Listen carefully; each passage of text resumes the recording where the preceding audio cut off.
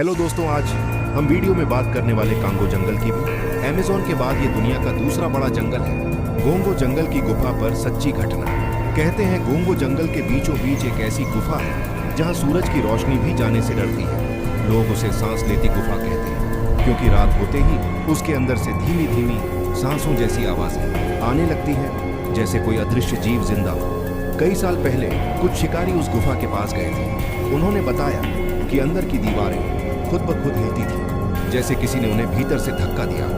एक शिकारी ने तो साफ देखा, अंधेरे में दो चमकती आंखें जो इंसान की नहीं थी। सबसे डरावनी बात यह है कि जो भी उस गुफा में 5 मिनट से ज्यादा रुका, वो बाहर तो आया, लेकिन पहले जैसा नहीं। उसकी आंखें खाली, शरीर कांपता हुआ और होंठ बस एक ही बात कहते, वो अंदर अभी भी सांस ले रहा है और मुझे बुला रहा है। आज तक कोई नहीं जान पाया कि गुफा के भीतर क्या है। जानवर वहां जाना छोड़ चुके हैं और पेड़ों की शाखाएं उस दिशा में खुद ही झुक जाती हैं, मानो किसी अदृश्य ताकत को सलाम कर रही हो। रहस्य में लोग कहते हैं उस गुफा का असली रहस्य आधी रात के बाद शुरू होता है।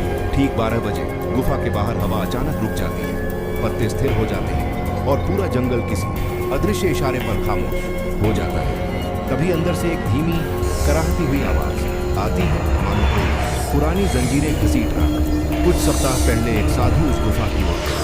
उसने कहा था कि वह उसके भीतर बसे अदृश्य प्राणी से मिलना चाहता है।